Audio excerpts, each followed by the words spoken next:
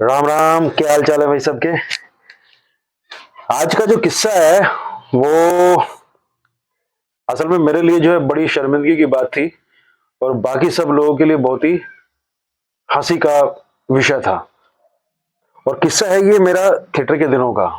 ये भी काफी पुरानी बात है, जब मैंने थिएटर नया नया ज्वाइन किया था। 1.5-2 साल मुझे थिएटर ज्वाइन किए हुए थे। और ये बात है दिल्ली की, दिल्ली रंगमंच की। उस दिन जो प्ले था, उस प्ले का नाम था फाइनल सॉल्यूशंस। और ये था एसआरसी यानी कि श्री राम सेंटर के बेसमेंट में। तब जो है बेसमेंट में भी प्ले हुआ करते थे।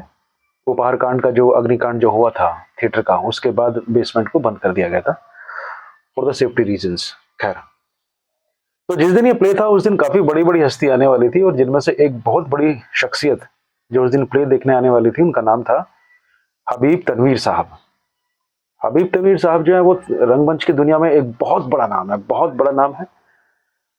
और क्योंकि उस समय मेरी उम्र भी कम थी, तो हबीब तनवीर साहब मतलब प्ले अगर देखने आ रहे हैं अपने पूरे ग्रुप के साथ, तो ये बड़े फक्र की बात थी। खैर साहब, तो जो बेसमेंट है वो बेसमेंट में जो ऊपर से जो सीढ़ियां आती हैं, और वो अगर कुछ लोगों ने वो देखा हो बेसमेंट, तो शायद वो उस बात को अच्छी तरह समझ पाएंगे। लेकिन जिन्होंने अगर नहीं देखा है तो उनको मैं थोड़ा सा उसका उसकी ज्योग्राफी बता दूं मैं। तो बेसमेंट में जो है, जो जो एंट्री का जो रास्ता है, जो उसमें सीढ़ियां आती हैं, उन सीढ़ियों में लाइट लगी हुई है और ऑलमोस्ट अंधेरा रहता है, खाली फेस ही दिखाई देते हैं।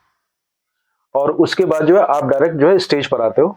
और इसमें सो कॉल्ड उस तरह का स्टेज नहीं है कि ऊपर पूरा स्टेज है और सामने जो है चेयर्स लगी पड़ी हैं। उस ऑडिटोरियम के अंदर बिल्कुल फर्श था, और फर्श पर जो है स्टेज का एरिया छोड़कर गद्दियां बिछी होती थी, और गद्दियों के पीछे जो है चेयर्स लगी होती थी। तो बिल्कुल फ्लैट था वो। ऑडियंस और जो दर्शक थे उनके बीच में आप दूरी ये मान के चलो कि ना के बराबर थी। मतलब कोई डिस्टेंस था ही नहीं। और अस्मिता का ये रिवाज था कि जब ऑडियंस जब एंटर करती थी, तो जो एक्टर्स थे उनमें से वो ना सब सीढ़ियों पे खड़े हो जाया करते थे, एक वेलकम के लिए, एक वो फील देने के लिए, है ना। एक था अरविंद जी का अपना एक थिएटर का कुछ अलग से एक लोगों को महसूस हो, एक नई चीज लोगों के सामने आए।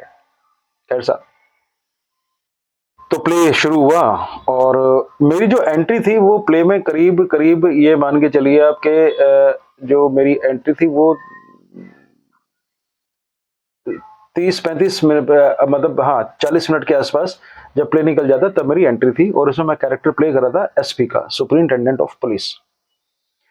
और मेरी एंट्री कुछ ऐसी थी कि जो जो मेन प्रोटैगनिस्ट जो जो जो एक फीमेल थी उसके अंदर, वो जज को जैसे ही मारने के लिए रिवॉल्वर निकालेगी और मेरी एंट्री होगी, और मैं उसको कहूंगा कि hands up, put down your gun, और उसको शूट नहीं करने दूंगा उस जज को। ये पूरा सीन था। तो अब एक्टर्स जिनकी एंट्री बीच में होती है, तो हर आदमी जो है अपने हिसाब से जो है क्यों सुन रहा होता है कि यार है ना कि मेरी एंट्री आने वाली होती है, और उससे पहले जो उसकी जो थोड़ी बहुत जो प्रिपरेशन जो होती है वो। तो अब 40 मिनट बहुत होते हैं। तो मुझे लगा कि यार ठीक है, अभी तो मेरी एंट्री में बहुत टाइम है, मैं बैठा हुआ था और समय का पता नहीं चलता है। तो उस एंट्री में मेरे साथ ना 3 पुलिस वाले भी थे, जिनमें से एक इंस्पेक्टर था और 2 कांस्टेबल थे। तो जो इंस्पेक्टर का जो कैरेक्टर प्ले कर रहा था उसका नाम था राजीव, राजीव माथुर। वो भी मेरा बहुत अच्छा दोस्त है। तो मैं विंग्स में घूम रहा था, तो अचानक से, क्योंकि बहुत ही कॉम्पैक्ट थिएटर है वो, तो हल्की सी फुसफुसाहट, अगर थोड़ा हल्का सा भी जोर से बोलोगी ना, तो वो आवाज भी ऑडियंस तक जाएगी। तो इसलिए बहुत ही मतलब बहुत ही फुसफुसा के हल्के से, और कभी कभी तो इशारों में बात किया करते थे हम लोग। तो राजीव की आवाज आई कि मैं जब वॉक कर रहा था, तो राजीव जो है ना, बिल्कुल वो जो एंट्री गेट पर खड़ा हुआ था, और मुझे वही घूमते हुए दिखाई दे रहा था वो। तो एंट्री, तो उसने इशारों मुझसे कहा कि मतलब कि एंट्री आने वाली है, तैयार है ना। मैंने कहा हाँ तैयार हूँ। और मैं वॉक कर रहा हूँ धीरे धीरे, तो अचानक से राजीव की धीरे से आवाज आई, सुधीर एंट्री। और मैंने ये जैसे ही मैंने सुना, मैं तुरंत वॉकर, तुरंत दौड़ा, और ना मतलब ना कुछ नहीं देखा, और बिना देखे हुए और झट से अंदर एंट्री कर गया। और अंदर एंट्री करते ही मैंने निकाली अपनी गन और जो है वो जो मेन प्रोटेक्ट जो लड़की थी उस पर अपनी गन तान दी। और अब जैसे ही उसको गन तानी तो मुझे रियलाइज हुआ कि यार इसने तो अपनी गन निकाल मतलब जो है पॉइंट की नहीं है अपना जज के ऊपर।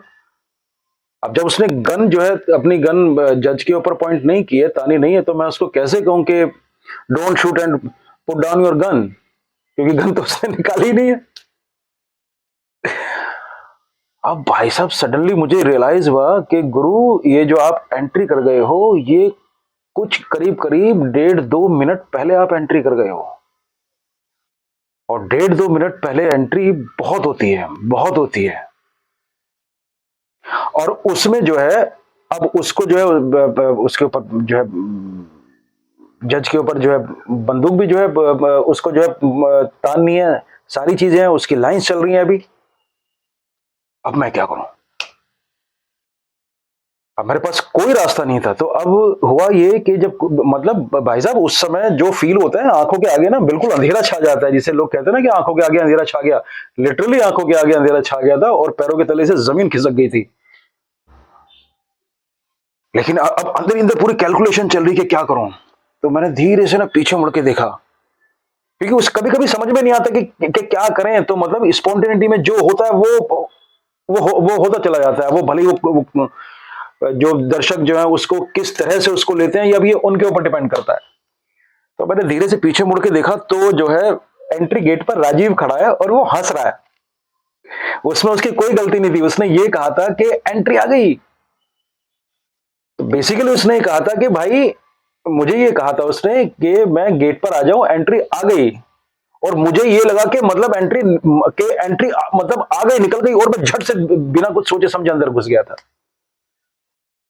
अब मैं उसके तरफ देखूं तो वो जो है वो हंस रहा है। अब मुझे समझ में नहीं आ रहा है क्या। उसके पीछे 2 कांस्टेबल जो खड़े हैं वो भी गर्दन नीचे करके हंस रहे हैं। मतलब अब क्या। तो अब ये मैं जो इसको इशारा कर रहा हूं, मैं इसको इशारा ये कर रहा हूं कि ये मतलब ऐसे इशारा कर रहा हूं। और इस इशारे का बाद में ऑडियंस ने क्या अर्थ निकाला ये कहानी के बाद में पता चलेगा। मैं बेसिकली टाइम बाई कर रहा हूं कि तब तक के लिए जब तक के जो लड़की है वो अपनी गन निकाले और उसको शूट करने के लिए वो अपनी लाइंस बोले। और इसी बीच में मैं वही मतलब इशारे कर रहा हूँ, ये है ना वो, ताकि अगर मैं उसको देख रहा हूं तो फिर मैं उसको अपने अगर मैं उसको देख रहा हूं तो फिर वो हरकत करने नहीं दूंगा, उसको पहले ही रोक दूंगा। तो इसलिए मैंने अपना मुंह जो है पीछे कर लिया ताकि वो लाइंस बोलती रहे और ये भी सामने मैसेज जाए कि मैं उसको देख नहीं रहा हूं, इसलिए वो सारी अपनी लाइंस बोल रही है। तो साहब धीरे धीरे वो जो है अपनी लाइंस बोलती रही। और जैसी वो उस लाइन पे पहुंची जहां के मुझे एक्चुअल में अपनी गन निकाल के उसको रोकना था, जैसी उस लाइन पे पहुंची मैंने फेस उसकी तरफ लिया, अपनी गन निकाली और तान दी उसके ऊपर और फिर अपनी लाइन बोली कि don't shoot put down your gun otherwise I will shoot you. तो कुल मिलाकर बात यह है कि ये इसके बाद जो है सीन ओवर हुआ, सीन खत्म हुआ, प्ले भी खत्म हुआ। प्ले खत्म होने के बाद अस्मिता में थिएटर ग्रुप के अंदर एक रिवाज था कि प्ले खत्म हो जाने के बाद सब लोग ना सेमी सर्कल बनाकर बैठते थे और जो है उसके अंदर जो है फिर सारा डिस्कशन दिस एंड दैट सारी चीजें हैं।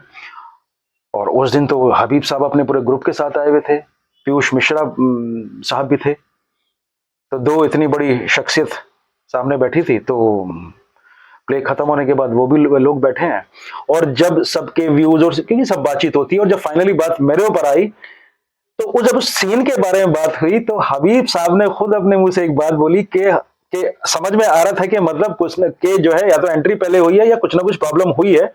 और मैं जो कर रहा था उस जो जो उससे ये समझ में आ रहा था, जो कि बड़ा फनी था, कि जैसे शोले में था ना, असरानी साहब बोलते हैं कि आधे इधर जाओ आधे उधर जाओ और बाकी मेरे पीछे आओ।